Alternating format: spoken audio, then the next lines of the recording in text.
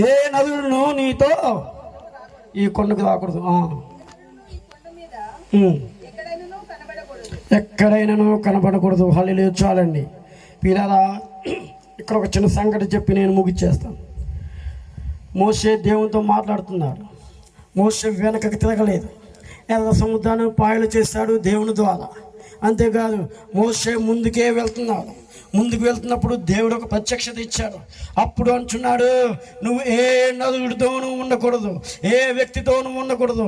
నువ్వు సీనాయి కొండకి ఎక్కాలి, నువ్వు సీనాయి కొండ పైకి రావాలి, ఎందుకంటే అక్కడ నేను నీతో మాట్లాడతాను అంటున్నాడు.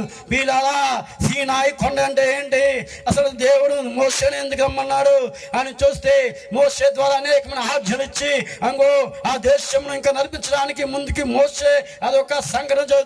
అయితే చెప్తున్నాను, నీకు కావాల్సిన సీనాయి కొండ ఎక్కడ ఉంది? నీతో ఎవరు వస్తున్నారు? నీ యొక్క ఇంట్లోకి ఎవరు వస్తున్నారు? దేవుడు కొండపైకి ఎక్కమన్నాడు. ఇంకో నీతో ప్రార్థన, నువ్వు ఒక్కడే ప్రార్థన చేస్తున్నప్పుడు దేవుడు నీతో మాట్లాడతాడు. సీనాయి కొండ ఎక్కుతున్నాడు కదా మోషే, అలాగే నువ్వు కూడా సీనాయి కొండ ఎక్కాలి. ఏ సీనాయి కొండ తెలుసా? ప్రార్థన అనే సీనాయి కొండ, వాక్యం అనే సీనాయి కొండ, సంఘం అనే సీనాయి కొండ నువ్వు ఎక్కాలి. హల్లెలూయా. సంఘానికి నువ్వు ఒక్కరు వెళ్తావు, ప్రార్థనకి నువ్వు ఒకరు వెళ్తావు, వాక్యాన్ని నువ్వు ఒకరు వెళ్ళాలి. నీళ్ళు కాదు, వెళ్ళు ముందు సీనాయి కొండ ఎక్కు, సంఘానికి రా, సంఘంలోకి ఎక్కు. యేసుతో నీతో మాట్లాడతాడు. హల్లెలూయా, హల్లెలూయా. ఇలా ఒక్కడే రమ్మన్నాడు. అలాగే దేవుడు నీకు చెప్పాలా? ఏమని చెప్పాలి? నువ్వు రా, హల్లెలూయా, సంఘంలోకి రా, కుటుంబంలో ఒక్కదా నువ్వు ఉంటావు కదా, నేను వస్తాను, ప్రార్థన చెయ్యి. దేవుడు చెప్పాలి పిల్లల. దేవుడు మీతో చాలాసార్లు మాట్లాడుంటాడు. ఇక్కడ కళలతో మాట్లాడుంటారు.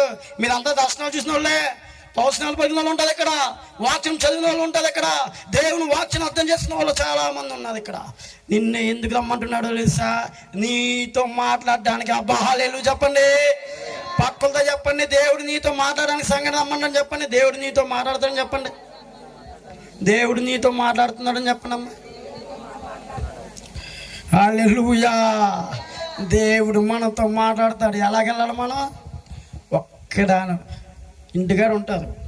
ఏమో వస్తున్నావా, హలో వస్తున్నావా, వాట్సాప్లో చాటింగ్ వస్తున్నావా, లేకపోతే ఏదో ఉంటాయి కదా ఫోన్లు, వస్తున్నారమ్మా. సంఘ పెద్దలు ఉంటారు.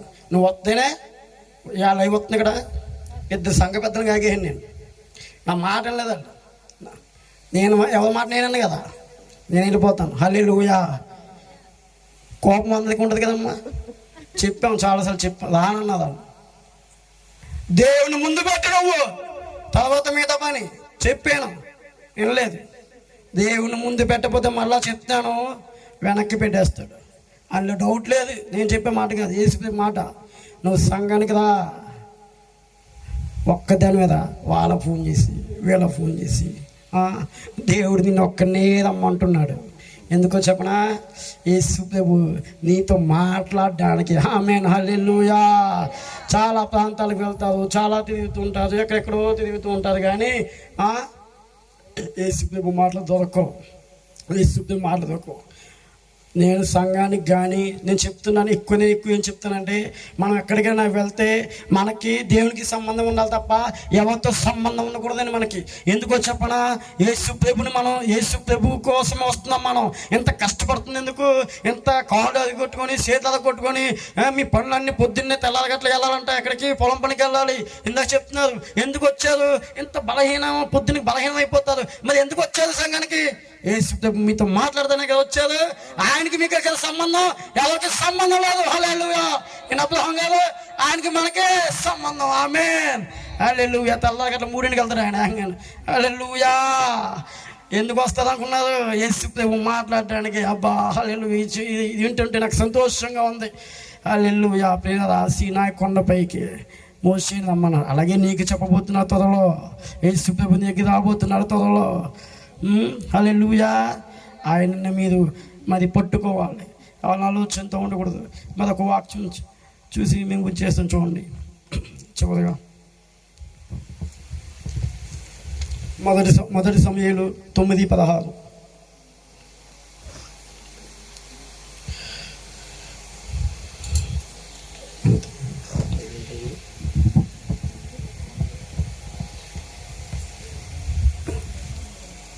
మొదటి సమూయేలు 9వ అధ్యాయం 16వ వచనం. ఎట్లనగా నా జనుల మొర నా యొద్దకు వచ్చెను, నేను వారిని దృష్టించి ఉన్నాను. చాలండి. హల్లెలూయా. ఎవరి మొర? జనుల మొర. జనులు ఎవరు? మనమే. ఆమేన్. అలాగనాలా? జనులు ఎవరు? మనమే. ఆ మొర ఎవరు దృష్టించి ఉంచారు? దేవుడు.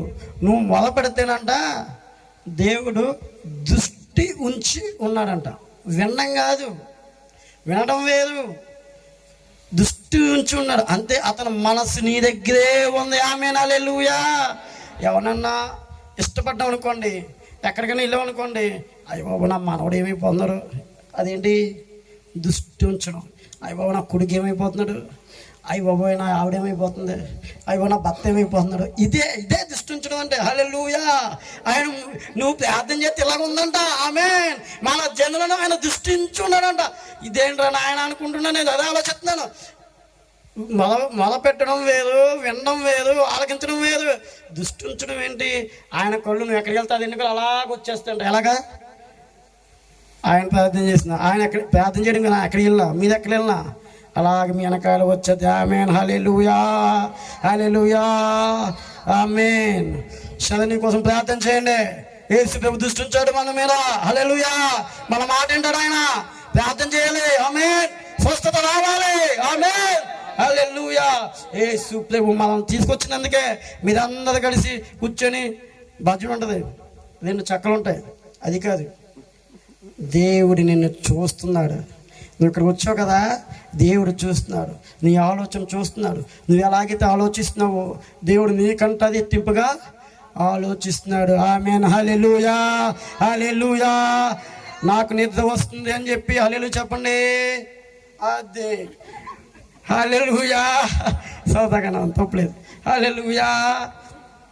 ఆయన మామూలుగా అన్నది అంతే, నవ్వకండి ఇంకా. ఆమేన్. హల్లెలూయా. హల్లెలూయా. వాళ్ళు చాలా ఇంట్రెస్ట్గా చాలా వింటున్నారు. ఆమేన్. హల్లెలూయా. హల్లెలూయా. స్తుతి మహిమ ఎల్లప్పుడు దేవుని స్తుతించేదము. హల్లెలూయా. స్తుతి మహిమ ఎల్లప్పుడు దేవునికి ఇచ్చేదము. ఆహా. హల్లెలూయా. హల్లెలూయా. హల్లెలూయా. ఆహా. హల్లెలూయా. హల్లెలూయా. హల్లెలూయా. హల్లెలూయా. స్తుతి మహిమ ఎల్లప్పుడు దేవునికి ఇచ్చెదము. హల్లెలూయా. స్తుతి మహిమ ఎల్లప్పుడు దేవునికి ఇచ్చెదము.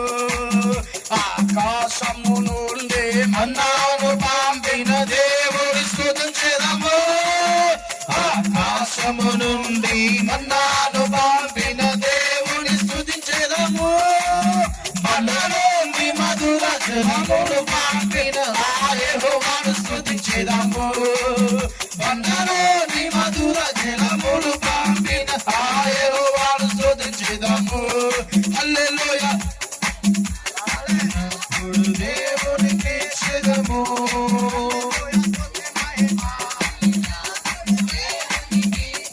ఆమేన్. హల్లెలూయా. స్తుతి మహిమ ఎల్లప్పుడు దేవునికి ఇచ్చెదము. స్తుతి మహిమ ఎల్లప్పుడు దేవునికి ఇచ్చెదము.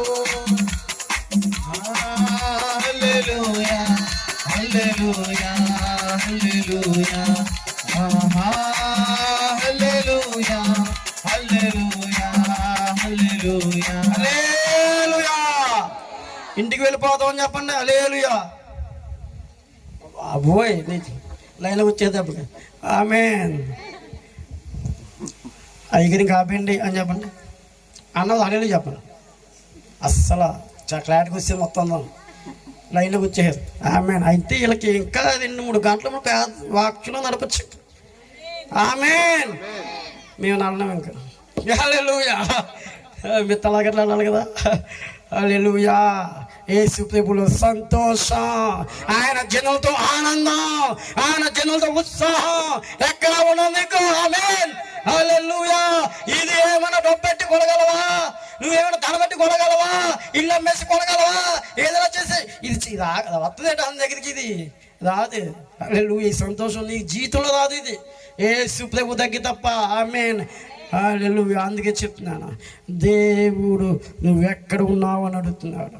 దేవుడు నిన్ను ఉంచాడంట. చాలా జ్ఞాపం చేసుకోవాలి మనం. తర్వాత వాక్యం అయిపోయిన తర్వాత మళ్ళీ మర్చిపోవడం కాదు. మొదట అది అలాగే ఉండాలి నీలో. నేనైతే వదలను ఆ మాటనే.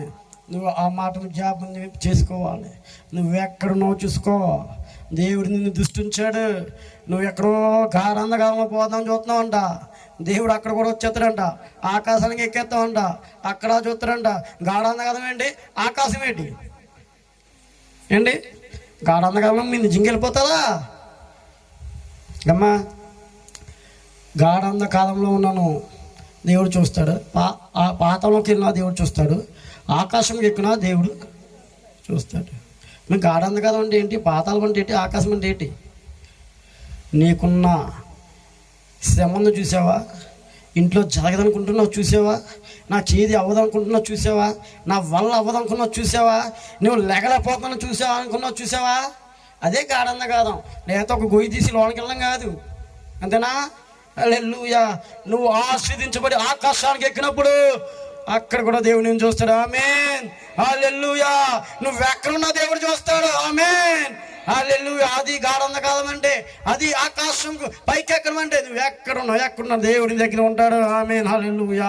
ఈ ముండూదులో దేవుడు ఉన్నాడు. ఆమేన్. నేను స్టార్టింగ్లో వచ్చినప్పుడు ఈ పేరు ముండూది కదండి. ముండూదా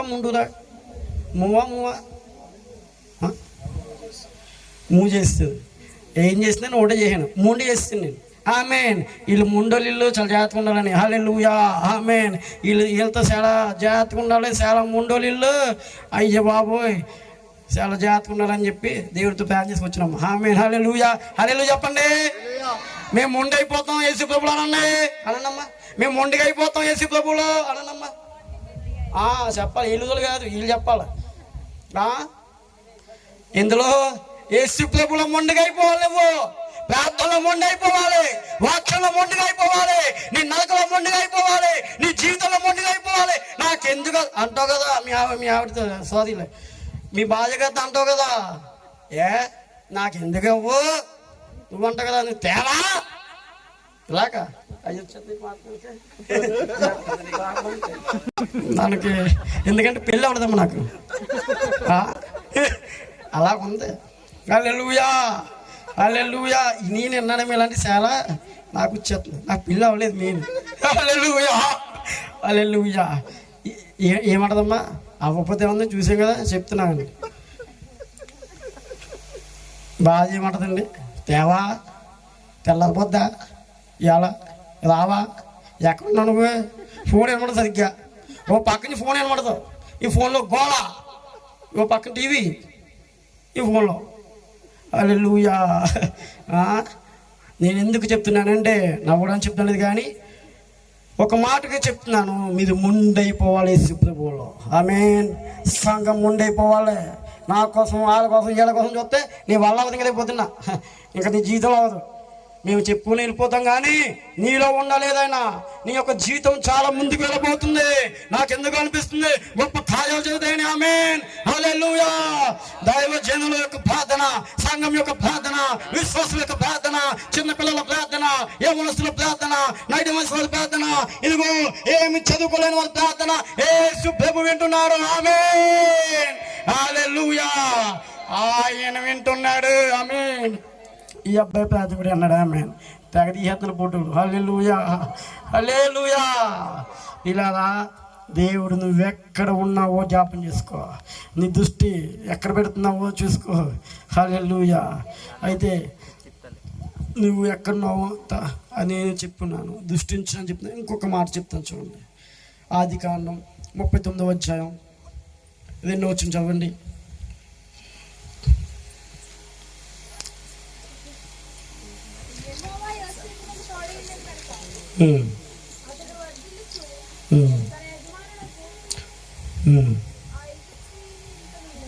చదవమ్మా.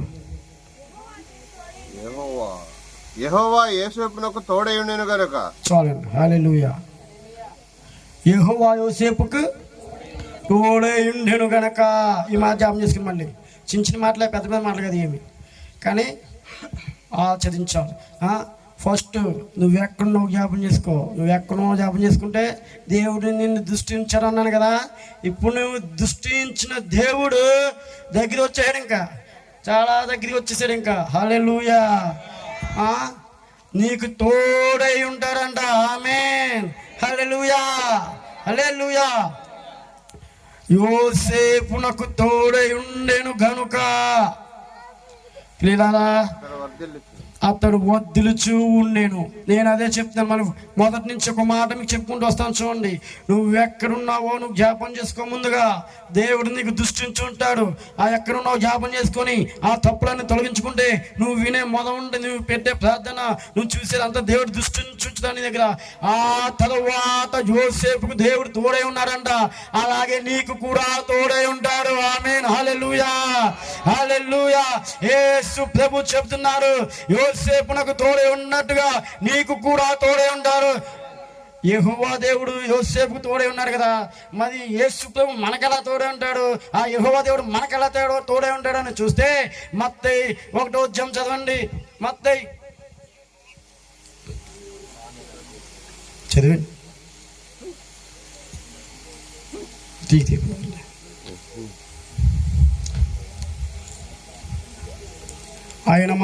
ఆయనకి ఇమ్మానుయేలు అని పేరు పెట్టిన ఆ మాట చదవని సరిపోతుంది. 21 వచ్చు. 1:21 మత్తయి 21 ముగించేస్తానమ్మా.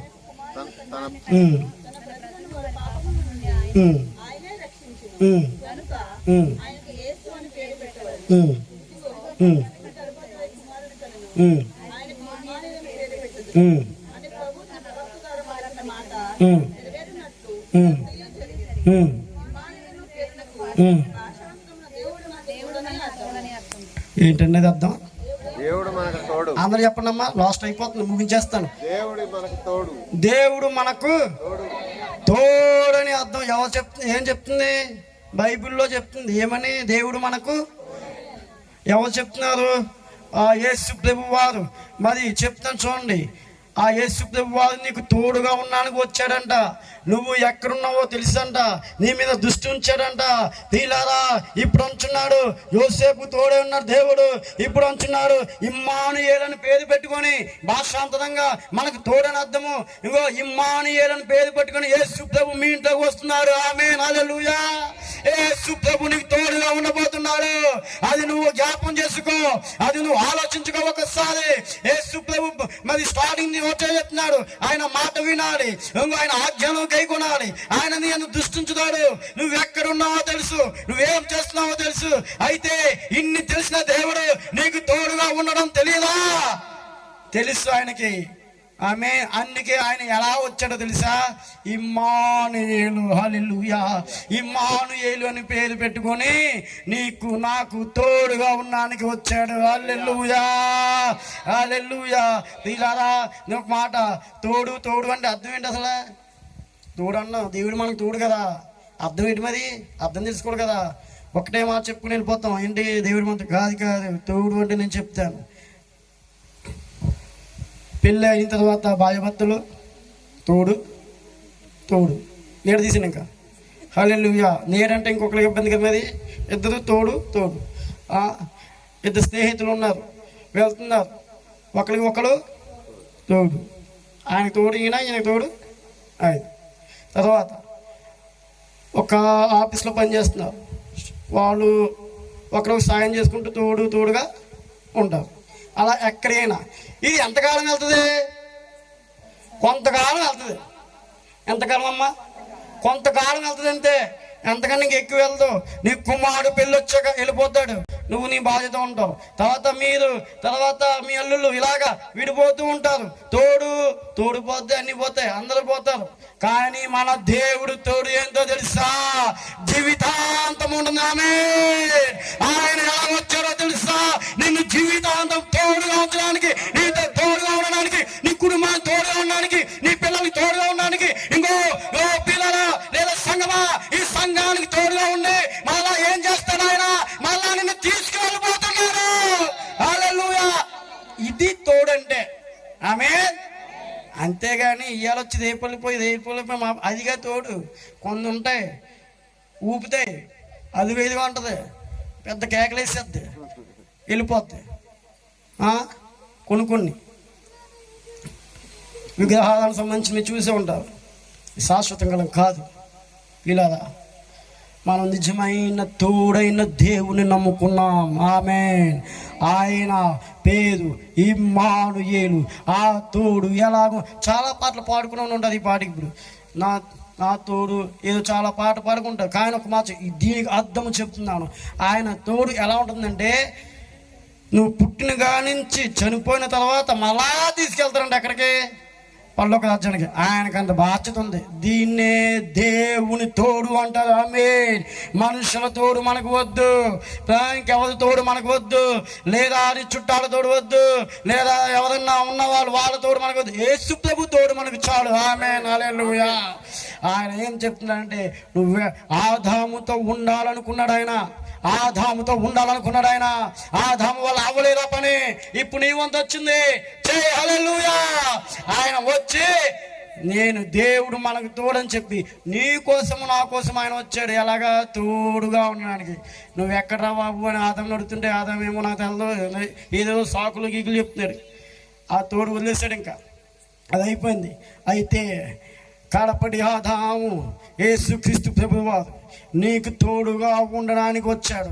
నా మాటలు అర్థమైతే పిల్లారా మరి చెప్తాను, నిజంగా ఆయన తోడు మీకు నిరంతరము ఉంటుంది. ఆమేన్. ఆయన నిన్ను నిరంతరము మరి నడిపే దేవుడు. ఎవరితో కొంతమంది దెప్పులు దెప్పుతారు, కొంతమంది ఇంకోటి చెప్తారు, నేను పలానా అంటారు, ఇలాగంటారు, నీకు సాయం చేశాను అంటాడు. ఒకడు వచ్చి నీకు లచ్చ ఇచ్చాను కదా మొన్న, నేను నీకు ఇంత చేయలేదా, నువ్వు తీర్చేస్తావు, అయినా కూడా నేను నీకు చేయలేదా, నువ్వు వాళ్ళకి సాయం చేసావు అనుకో, నేను నీకు సాయం చేశాను కదా అంటాడు. మన దేవుడు అలాగా అన్నాడు. హల్లెలూయా. మన దేవుడు అలాగన్నాడు. ఎందుకంటే ఆయన తోడై ఉన్నాడు మనకు. నీ నుంచి ఏమి ఆశించడు. ఒకడే ఆయన దగ్గర నువ్వు ఉండాలంటే, ఆయన దగ్గర ఉండాలి నువ్వు. కడపటి ఆదాము, మొదటి ఆదాము పాడైపోయిన విధంగా కాకుండా నీ బతుకును నేను ఎక్కడ ఉన్నాను అనగానే ప్రభువా ఇదిగో నేను ఇక్కడ ఉన్నాను అని చెప్పగలగాలి నువ్వు. ఆమేన్. హల్లెలూయా. నువ్వు ఆ విధంగా చేస్తే యేసు ప్రభువు నీ కుటుంబాన్ని, నీ సంఘాన్ని, నీ సమాజాన్ని, అంతేకాదు నీ బ్రతుకులను పిల్లరా ఇంకా అనేకమైన స్వస్థతలు దేవుడు చేస్తాడు. హల్లెలూయా. హల్లెలూయా. మరొకసారి యోసేపుకు తోడై ఉన్నాడు.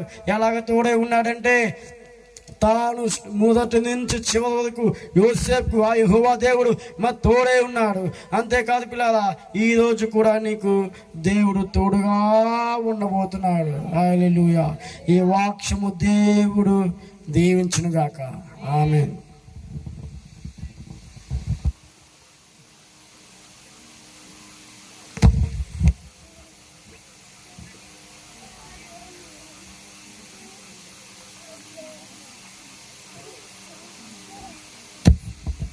మన ప్రభువైన యేసుక్రీస్తు నామానికి మహిమ కలుగునగాక.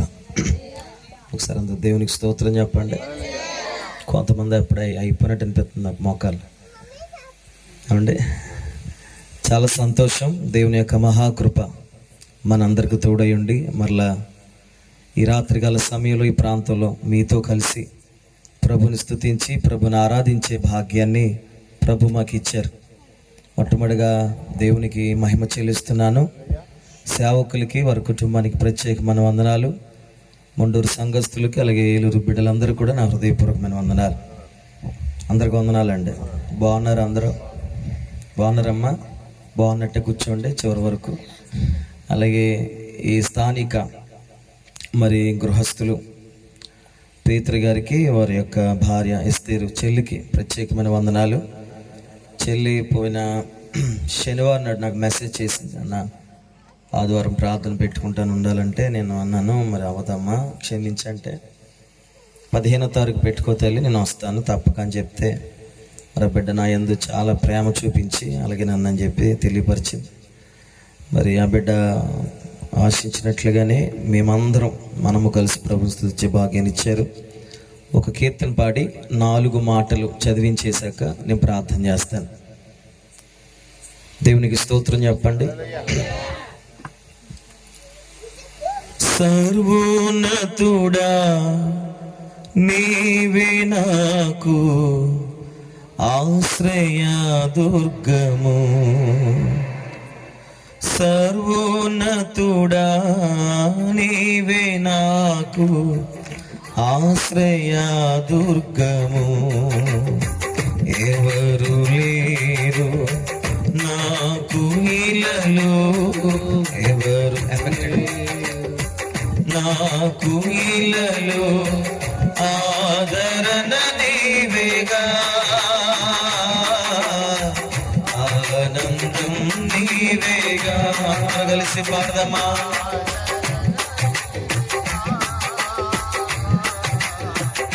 ఆనందం నీవేగా, సర్వోన్నతుడా నీవే నాకు ఆశ్రయ దుర్గము, సర్వోన్నతుడా నీవే నాకు ఆశ్రయ దుర్గము. ఎవరు లేరు నాకు ఇలలో, ఎవరు లేరు నాకు ఇలలో ఆదరణ నీవేగా,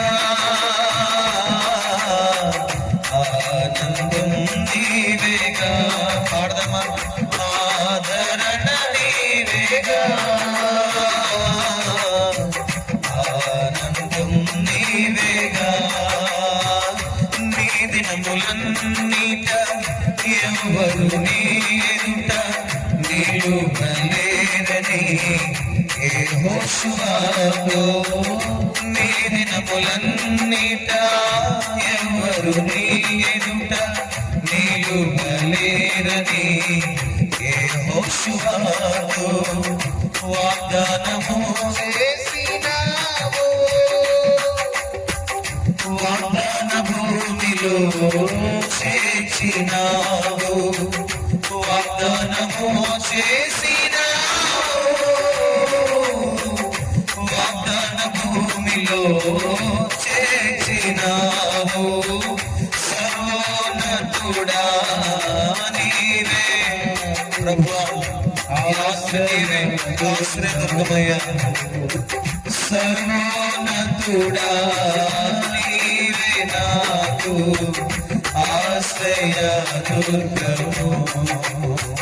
ఎవరు లేరు నాకు ఇలలో, ఎవరు లేరు నాకు ఇలలో ఆదరణ నీవేగా, ఆనందం నీవేగా, ఆదరణ నీవేగా, ఆనందం నీవేగా. నిందల పాలై నీచ నిబంధన నీతో చేసిన దానియేలుకు, నిందల పాలై నీచ నిబంధన నీతో చేసిన దానియేలుకు సింహాసనాయిచ్చినావు, సింహాల నోళ్లను మూసినావు, సింహాసనాయిచ్చినావు, సింహాల నోళ్లను మూసినావు. సర్వోన్నతుడా నీవే నాకు ఆశ్రయ దుర్గము. కొంచెం గట్టిగా అంత పాడదాం. సర్వోన్నతుడా నీవే నాకు ఆశ్రయ దుర్గము. ఎవరు లేరు నాకు ఇలలో, ఎవరు లేరు నాకు ఇలలో ఆదరణ నీవేగా, ఆనందం నీవేగా, ఆదరణ నీవేగా, ఆనందం నీవేగా, ఆదరణ నీవేగా, ఆనందం నీవేగా, మరొకసారి ఆదరణ నీవేగా, ఆనందం నీవేగా, ఆనందం నీవేగా, ఆనందం నీవేగా. రెండు చేతులు పైకి చాపి దేవునికి స్తోత్రం చెప్తారు ఒకసారి. హల్లెలూయా, హల్లెలూయా. వచ్చి ప్రార్థన చేద్దాం. పరిశుద్ధుడైన తండ్రి, తోరుకు నీ యొక్క కుమారు నిలబెట్టుకుని మాతో కొన్ని విషయాలు మీరు మాట్లాడారు ప్రభా. ఈ కుటుంబము ఎలాంటి పరిస్థితిలో ఉందో, కుడి వచ్చిన వారు నన్ను ఎలాంటి అవసరతలు ఉన్నారు మీరు ఎరిగిన దేవుడు.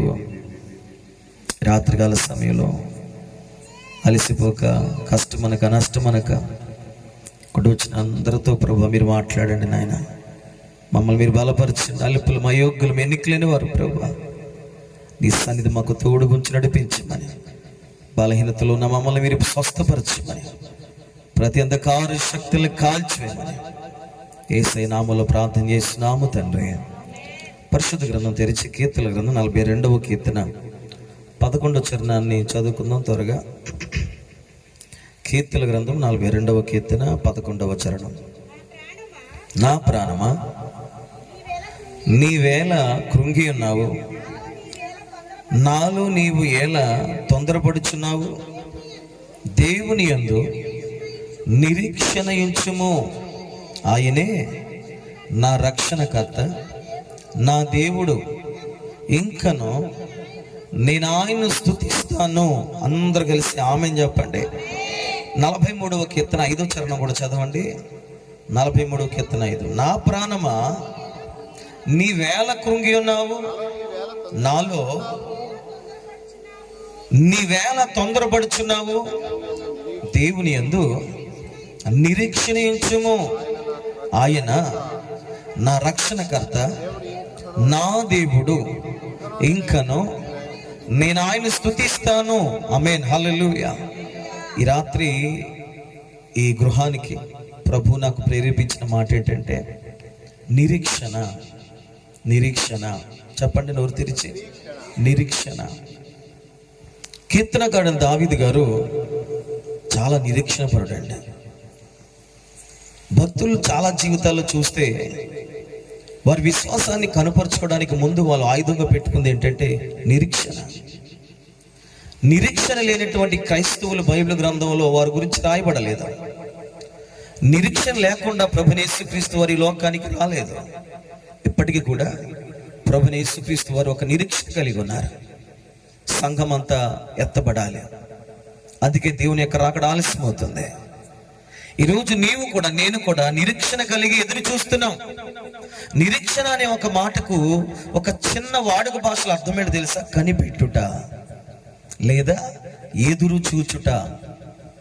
ఈ రెండు విషయాలు బట్టి ప్రతి మానవుణ్ణి మనము కదిపితే, అనగా క్రైస్తవుని కదిపితే వాళ్ళు చెప్పే మాట్లాడేటండి, అయ్యా నా బిడ్డ బాగుపడాలయ్యా, లేకపోతే నా ఇల్లు బాగుపడాలయ్యా, దేవునికి అదేనండి మా ప్రార్థన అని చాలా మంది చెప్తూ ఉంటారు. మనం ఎవరమో తెలుసా?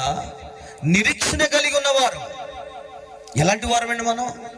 నిరీక్షణ లేకుండా దేవునికి మనం భక్తి చేసేవాళ్ళం కాము. దేవుని ద్వారా కనిపెట్టకుండా, దేవుని దగ్గర ఎదురు చూడకుండా, దేవుని ద్వారా ఆశించకుండా, దేవుని అడిగింది చేస్తాడనే ఒక గొప్ప నమ్మకంతో ఉన్నటువంటి నిరీక్షణ ప్రజలు మనము. అయితే దావీదు అదే మాట్లాడుతున్నాడు. నా ప్రాణమా నువ్వు కృంగిపోతున్నావు, నా అంతరంలో సమస్తమా నువ్వు దిగులు పడిపోతున్నావు. ఎందుకంటే కార్యము జరుగుద్దనుకుంటున్నావు, జరగడం లేదు. మేలు కనబడదనుకుంటున్నావు, కనబడడం లేదు. అందుకే చాలా మంది జీవితాల్లో విశ్వాసం సన్నగిలిపోతున్న రోజులు ఇవి. నేను చాలా మంది లైఫ్ లో కొన్ని పరిస్థితులు చూస్తుంటే పిల్లరా, ఇక్కడ ఎలా ఉన్నాయో తెలియదు, కొన్ని మన అనపత్తి ప్రాంతాలు సరిహద్దుల్లో మాత్రం ప్రభులోకి వస్తున్నారు. కొంతమంది ప్రభు కార్యం చేయకపోతే ఏమైపోతారు తెలుసండి? వెనక్కి వెళ్ళిపోతున్నారు. హృదయం చాలా బాధ కలుగుతుంది, హృదయంలో వేదన ఎదురవుతుంది. మా సంఘంలో కూడా కొన్ని కుటుంబాలు ఇలాగ కనబడుతున్నాయి. చాలా వేదన కనబడుతుంది. ఒకేసారి 4 కుటుంబాలు దూరం అయిపోయాయండి. ఇది ఒక సేవకునిగా అది నాకు చాలా బాధాకరమైన విషయం. కానీ నేను తెలిసిన విషయం ఏంటంటే ప్రభు దగ్గర ప్రార్థన చేసినప్పుడు వారికి నా మీద నిరీక్షణ లేదు కాబట్టి వారు దూరం అయ్యారు. నిరీక్షణ లేని విశ్వాసం నాకు వద్దు అన్నాడు ఆయన. ఈ రాత్రి మీకు చెప్తున్నాను పిల్లారా, నిరీక్షణ కలిగి ఉన్నటువంటి మీ జీవితంలో మీ ప్రాణాన్ని మీరు ధైర్యపరచుకోవాలి, మీ ఆత్మలు మీరు ధైర్యపరచుకోవాలి. ఆయన ఏదైనా చెప్పాడా తప్పక చేస్తాడు. ఇదే మాట పక్క వద్ద చెప్పండి, ఆయన ఏదైనా చెప్పాడా తప్పక చేస్తాడు. ముమ్మారు ఈ మాట పలుకుతారా? ఎలా ఉండాలంటే నీ పక్కవారు ఈ మాట విన్నప్పటికీ వాళ్ళ విశ్వాసం మరల బలం వచ్చేయాలి. అలాగే మీరు మాట్లాడాలి. చెప్పండి మనవరు తెరిచి, ప్రభు ఏదైనా నీతో చెప్పారా ఆయన తప్పక చేస్తారు. ముమ్మారు ఈ మాట చెప్పండి, ప్రభు ఏదైనా చెప్పారా ఆయన తప్పక చేస్తూ ఉంటారు. దేవునికి స్తుతి కలుగునగాక. ప్రియ సంగమా, ఆయన చేసేలోగా సాతాను చేసే పనులు చాలా ఉంటాయి. మరలా చెప్తున్నాను, తొందరగా వెళ్ళిపోతాను. గంటలు చెప్పాలంటే మీకు మీ వల్ల అవ్వదు కదా. ఉద్యోగాలకు వ్యాపారాలు వెళ్ళే వాళ్ళు ఉన్నారు కాబట్టి చెప్తున్నాను. ఆయన చేసేలోగా వీడు చేసే పనులు చాలా ఉంటాయి. ఈ చాలా పనులు ఒక పని ఏంటంటే నీ ప్రాణాన్ని వాడు కృంగదీస్తాడు, నీ మనసును వాడు దుఃఖం నడిపిస్తాడు, నీ విశ్వాసాన్ని వేరే మార్గంలో పెడతా ఉంటాడు, నీ ఆలోచనల్ని వేరే రకంగా మలుస్తూ ఉంటాడు. దేవుని మీద కాకుండా లోకపరమైన విషయముల మీద నీ యొక్క నడిపింపుని తీసుకెళ్ళిపోతూ ఉంటాడు. క్రైస్తవ సంఘముగా మీరున్నట్టు మీ యొక్క విశ్వాసాన్ని నేను బలపరచడానికి రాత్రి ఒక మాట చెప్తున్నాను. ఏమాత్రం తొందరపడద్దు, ఏమాత్రం కృంగిపోవద్దు, ఏమాత్రం అలసిపోవద్దు. ఆయన నమ్మదగిన దేవుడే నీ పక్షముగా కార్యము చేయడానికి ఎప్పుడు కూడా సిద్ధముగానే ఉన్నాడు. స్తోత్రం కలుగునుగాక. హల్లెలూయా, హల్లెలూయా, హల్లెలూయా.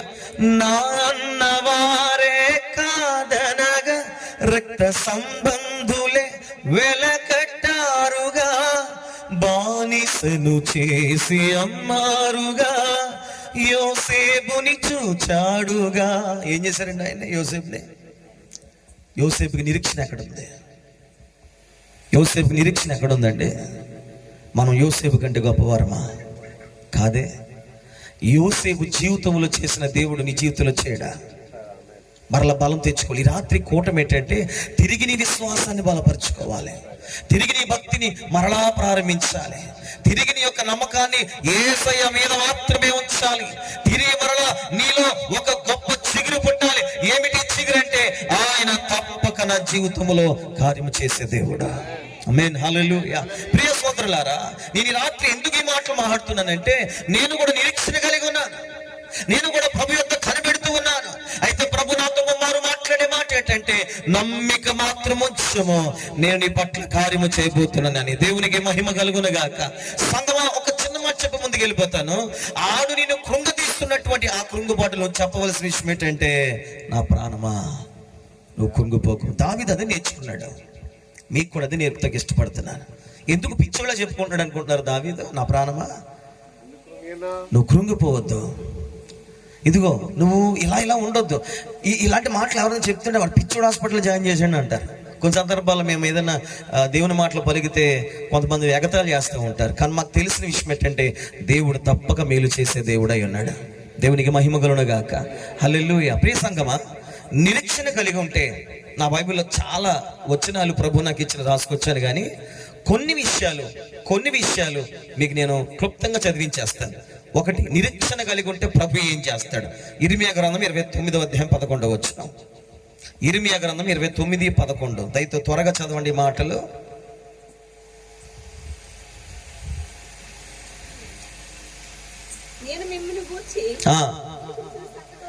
నేను ఎరుగుదును కనుక. ఆమేన్, హల్లెలూయా. ప్రభు నిరీక్షణ గల వారి విషయంలో ఆయన ఏది చెయ్యాలో ఆయన ఎరిగిన దేవుడు అటండి. ఇప్పుడు మనం ఎందుకు కంగారు పడిపోతాం? నా మాటలు మీకు అర్థమవుతున్నాయా? రాబో కాలంలో నేను ఏ సంగతులైతే మీ గురించి ఆలోచన చేశానో, ఏ విషయాన్ని బట్టి నేను ఒక తృష్ణ కలిగి ఉన్నానో, నీకు నేను ఏదైతే ప్రమాణం చేశానో వాటన్నిటి విషయంలో నేను మర్చిపోలేదు. నేనేమై ఉన్నానంటే ఎరిగి ఉన్నాను అంటూ మాట్లాడుతూ ఇంకా చదవండి మాట. నీకు నిరీక్షణ కలుగునట్లుగా. ఆమేన్, హల్లెలూయా. సమాధానకరమైన ఉద్దేశాలు మన పట్ల దేవుడు చేయబోతున్నాడు అండి. ఆమేన్, హల్లెలూయా. ఎలాంటి ఉద్దేశాలు? సమాధానం దేవుడు ఇవ్వబోతున్నాడు నీకు భవిష్యత్తులో. ఒకసారి ఇప్పటికైనా ప్రేమతో చెప్పండి పక్కలకి, నీకు సమాధానం కలుగునుగాక అని చెప్పండి. రాజమండ్రిలో సమాధి కార్యక్రమం చేయడానికి వెళ్ళాం మేము. ఆ రాజమండ్రి సమాధి కార్యక్రమం చేస్తకి వెళ్తే ఒక సమాధి పక్కన కూర్చున్నాం ఎండకెక్కి బాగా. ఆ సమాధి పేర్లు చెబుతాం అలవాటు నాకు ఎక్కడ కూర్చున్నా. ఆవిడ పేరు ఏంటంటే సమాధానం. ఏమండి సమాధానం. చచ్చిపోయిన తారీఖులు చూస్తూ ఉంటాను అక్కడ నేను అలా కూర్చుని ఖాళీగా. పాపం 42 సంవత్సరాలు 42 సంవత్సరాలు చచ్చిపోయింది. ఈ 42 సంవత్సరాలకి ఎందుకు చచ్చిపోయింది సమాధానం అనుకున్నాను మనసులో. ఒకడు వచ్చి అన్నాడు, అయ్యగారు ఇది మా మేనద్దండి అన్నాడు. ఏంటండి మా మేనద్ద? ఏ బాబు సారీ ఏమనుకోకరా కూర్చుని పని అంటే, అబ్బే లేదండి. ఎప్పుడు చచ్చిపోయిందిరా అంటే మొన్నేనండి అయ్యగారు. ఏమైందంటే గొడవలండి గోడను మా అయితే మేనమామని ఇటది బతికినవ్వలేదండి. ఇది ఎన్ని అటములు చేసి ఒకరోజు మొత్తం మీద కరెంటును పట్టేసుకుంటే కరెంట్ షాక్ కొట్టి చచ్చిపోయిందండి అయ్యగారు అన్నాడు. పేరేమో ఈ బతుకేమో బాగుందండి. కొద్దిగా నేను మాట చెప్తాను మీకు ప్రేమతో, మీ వాడిక భాషలో కూర్చొని మాట చెప్తాను. ఏంటి ఆ మాట అంటే, కొద్ది ఓపికగా ఉండండి దేవుడు చేసే వరకు, కింద మీద పడిపోకండి. ఈ యవనస్తులకి అసలు చెప్పలేకపోతున్నామండి. వీళ్ళకి అసలు ఊహ తెలిసిన తర్వాత అంతా పోరాటమే, ఏటలే, గేలాలు వేసేయడమే. పూర్వపు రోజుల్లో మా 10th క్లాస్ వరకు కూడా నాకు గేల వేడింది వెళ్దాం అంటే మీరు అనుకున్న గేలలుగా సుమో పొరపాటు అయిపోద్ది. చేపలు పట్టే గేలాలు. ఒకడు వచ్చి నా దగ్గరకు వచ్చి రారా అని చెప్పి నేర్పించాడు. ఇప్పుడు మన వాళ్ళకి ఎవరికీ నేర్పించకలేదు నాయన, మొత్తం అందరూ మనోళ్ళే. అబ్బా చెప్పాలంటే ఎన్ని గేలాలకి ఎన్ని చేపలు దొరుకుతున్నాయో ఈ రోజుల్లో. అవునండి కాదండి చెప్పండి. చేపలన్నీ దరిద్రగుడి చేపలే. అది తెలియదు ఇంతకే. దేవునికి స్తోత్రం చెప్పండి. హల్లెలూయా. ఆ రోజుల్లో బాగుండి అనిపిస్తుంది. ఆ రోజుల్లో దరిద్ర చేపలు అయితే ఈ రోజున ఇంకా కుళ్ళుపోని చేపలు ఉంటాయేమో అని నా అభిప్రాయం. కాబట్టి కలిగి ఉండండి అమ్మా. మనకు వద్దు ఇంకా బాధలు. దేవునికి స్తుతి చెప్పండి ఒకసారి. హల్లెలూయా. ప్రియులారా ఆలకించండి. మీరు దేవుని యందు నిరీక్షణ కలిగి ఉంటే దేవుడు ఏమి చేద్దాం అనుకున్నాడో ఆయన ఎరిగి ఉన్నాడు. ఇప్పుడు మీ ఇంట్లో ఫంక్షన్ జరుగుతుందండి, కుదురుంటుందా మీకు? కుదురుంచుతారా? పోనీ కుదురుగా పడుకుంటారా? కుదురుగా పడుకొనిస్తారా? దేనికి? కంగారు పని అయిపోవాలి అని చెప్పి. ఇప్పుడు మీకే ఎంత కంగారు ఉంటే నా దేవునికి ఇంకెంత కంగారు ఉంటుంది. మీకే ఎంత తొందరపాటు, బాబు ఎలాగ ఈ పెళ్ళిళ్ళు చేయాలి ఇలా చేయాలని కింద మీద పడిపోతుంటే నా దేవుడు నీకంటే గొప్ప ఆలోచన కర్త ఆయన. ఆమేన్. హల్లెలూయా. నీకంటే శ్రేష్టమైన ఆలోచించేవాడు ఆయన. నీకంటే ఉన్నతమైన తలంపులు కలిగిన వాడు ఆయన. బైబిల్ లాగా చెప్తుంది, ప్రభువా మా తలంపులు ఏ పాటివయ్యా, మా ఆలోచన ఏ పాటివయ్యా? చెప్పాలి.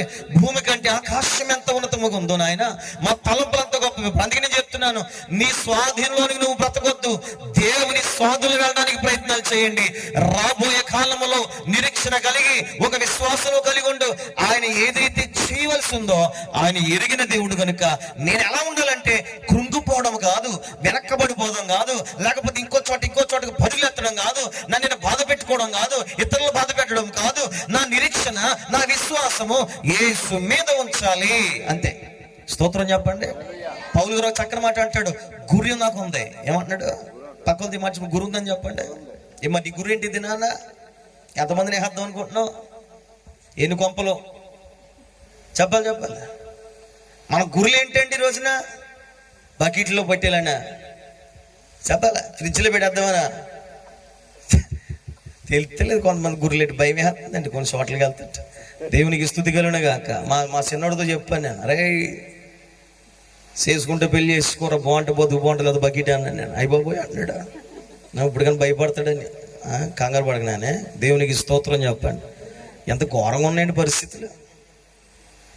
నేను అంటాను, ఈ రోజుల్లో నువ్వు దేని మీద ఆధారపడినా నీకు అది నష్టం తీస్తుంది. దేవుని మీద ఆధారపడండి. అది ఏదైనా 100 మాటలు అవసరం లేదు మీకు. అది ఏదైనా సరే ముందు దేవుని పెట్టుకుని పరుగులు ఎత్తండి. ఎవరిని పెట్టుకోవాలండి? దేవుని. 2వ మాట చదివించే చూడండి. జకర్యా గ్రంథం 9వ అధ్యాయం 12వ వచనం చదవండి. ఇంకొక మాట చెప్పి నేను ప్రార్థన చేస్తాను. మా అయ్య గారు శుభ్రంగా మాట్లాడారు. విజయ్ గారికి ప్రత్యేకమైన వందనాలు. జకర్యా గ్రంథం 9వ అధ్యాయం 12వ వచనం. ఎక్కడమ్మా? బంధకములో పడి ఉండు నిరీక్షణ కలిగిన వారులారా, అదిగో మీ కోటలో ప్రవేశించుడి అన్నాడు. అదిగో ఆమె చెప్పాలి ఇక్కడ గట్టిగా, నోట్లని మాట వస్తలేదు. బోనెలు ఉన్నాయమ్మా చూసారు, ఇంతకమ్మ కంగారాలుగా దేవునికి స్తుతి చెప్పండి. నిరీక్షణ కలిగిన వారులారా మీ కోటలో హల్లెలూయా. ఈ రాత్రి ఒక ప్రేరేపణకి ఇస్తుంది పిల్లరా. ఏ మొదటిలో విశ్వాసాన్ని దేవుని దగ్గర కనుపరిచావో, దేవుని దగ్గర ఎలాంటి నమ్మకత్వాన్ని కనుపరిచావో, ఎలాంటి భక్తి నువ్వు చేసావో, ఎలాగ దేవుని ఆరాధన చేసావో, దేవుని మాటలు ఎలాగ ఆలకించావో, దేవుడు అంటే ఎంత పరుగులు నువ్వు తీసావో, దేవుడు అంటే తెప్పన నీకు ఉండేదో, ఆలోచన ఎలా ఉండేవో, నీ నడత ఎలా ఉండేదో, ఈ రోజు మరలా విశ్వసించగలిగితే, అంతకంటే ఎక్కువగా నీ కోటను ప్రవేశించగలిగితే రెండింతలుగా దేవుడు అద్భుతమైన కార్యములు చేయబోతున్నాడు. ఆమేన్ హల్లెలూయా. లోపం ఎక్కడ లేదు, నాలో ఉంది. పక్కలతో చెప్పండి మాట. నా ఆయన చూస్తున్నారటమ్మా, పక్కలు చూడమని చెప్పాను నేను. చెప్పండి, లోపం నీలో లేదని చెప్పండి.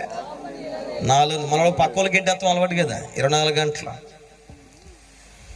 ఏంటది? నిరీక్షణ కలిగి ఉన్న వారికి కోటలో ప్రవేశించే గొప్ప కృప దేవుడు ఇవ్వబోతున్నాడు. ఈసారి ఎలా ఉండబోతుంది తెలుసా? మీరు విశ్వాసంతో చెప్పండి, రెండింతలుగా ఉండబోతుంది ఈసారి. మేలు, కీడు కాదు. చెప్పండి చెప్పండి చెప్పండి. మేలు ఉండబోతుంది, రెండింతలుగా ఉండబోతుంది. నీ నవ్వు అధికం అవ్వబోతుందని చెప్పండి పక్కన. ఆ ఏడుపు మోకుందానా అవి అలా అనకండి అమ్మా. అవి బాబోయ్, చెప్పవలసిన మాటలు చెప్పరమ్మా మా ఎదురుళ్ళు. చెప్పాలి, నీ దుఃఖము నివారణ అయిపోద్దని చెప్పండి. నీ నోటి నిండా నవ్వుండునో. ఏడ్చి వాళ్ళని చూసి చెప్పండి ఈ మాట. నేను మొఖం ఇప్పటికన్నా బాగా పెట్టుకొని చెప్పోసారి. కొంతమంది కనబడతారండి బాబు, పేదల్లో ఏడిపే, ఇంట్లో ఏడిపే, బయటికి వెళ్తున్నా ఏడిపే, తింటున్నా ఏడిపే. ఆ ఏడుపులు స్తోత్రం కలుగును గాక. అలా ఏడకూడదమ్మా. విషయం చెప్పిన పెద్దోళ్ళు ఏమంటారు చెప్పండి అన్నమాట.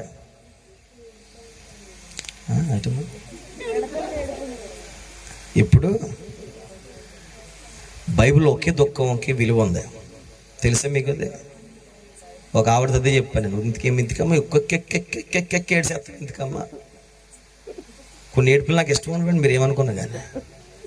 ఆ ఊర్లో మా సంఘంలో ఒక బిడ్డ తొడగొట్టింది ఒకసారి. తొడ కొట్టలేదు, మా దగ్గరికి వచ్చి తెగేడ్చేసేది. నేను పాపం నాకు ఆ టైంలో ఏం తెలవక ఏడితే కరిగిపోయే రకం కదా మేము. వెళ్ళిపోయి ఎలిగర్లు అంటున్నాం కాక ఇలా చెప్పులు వచ్చేయని మాకు. ఆయన అయితే వేరేగా మాట్లాడతాడు. అమ్మ బాబు ఎంత గొప్ప ప్రార్థన చేస్తున్నాం అనుకున్నానండి. లైన్కి ఒక్కొక్కసారి ప్రార్థన చేస్తాను నాకు అలవాటు ఆరాధనలో. అలా ఓ రోజు వెళ్ళాను, అలాగే ఎడితే కూర్చొని ప్రార్థన చేస్తుంది. ఎక్కెక్కెక్కెక్కెక్కి ఏడ్చేస్తుంది. సీరియస్ ప్రార్థన చేస్తుంది, ప్రభు నిచ్చి పెళ్లి చేసే ప్రభు అని ఏడ్చేస్తుంది. అప్పటికే ఇద్దరు అయిపోయారు. నేను అంటాను మాట చెప్పానమ్మా, ఇలాంటి ఏడుపులే అడకు నువ్వు. దైవ చిత్తానుసారమైన దుఃఖము. ఇప్పుడు చెప్పండి గట్టి మాట వచ్చాడు రానివాడు. దేవునికి స్తోత్రం చెప్పండి, దేవునికి మహిమ చెల్లించండి. గట్టిగా చెప్పాలి. దుఃఖము రక్షణార్థమైనటువంటి మారు మనసు కలిగించే దుఃఖం కావాలి. ఆమేన్ హల్లెలూయా. ప్రియ సంగమా, ఈ దినాన్ని ఒక మాట చెప్తున్నాను ప్రియులారా. నీకు ఏదో లేదని, నీకు ఏదో రాదని నువ్వు ఏడవద్దు, లేకపోతే ఎవరో ఏదో అన్నదని ఏడవద్దు.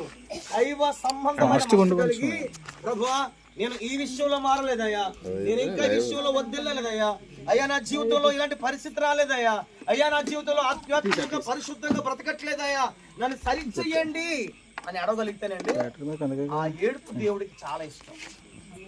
చెప్పండి ఒకసారి.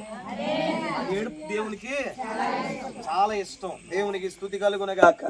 ప్రియ సంఘమా, మరొక్క మాట చూపిస్తాను, మీరు తెరవవసరం లేదు. అక్కడ చక్కని మాట రాశాడు. అపోస్తల కార్యం మీరు తెరవగలిగితే గృహాలకు వెళ్ళి చదువుకోండి. 2వ అధ్యాయము 26వ వచనం ప్రకారంగా చూస్తే అక్కడ ఒక మంచి మాట ఉంది. శరీరము కూడా నిరీక్షణ కలిగి ఎదురు చూడాలి. ప్రాణాత్మ దేహాలను ఎలాగైతే ఎదురు చూస్తున్నామో అక్కడ రాశాడు. అపోస్తులైనటువంటి ఆయన ఈ శరీరమును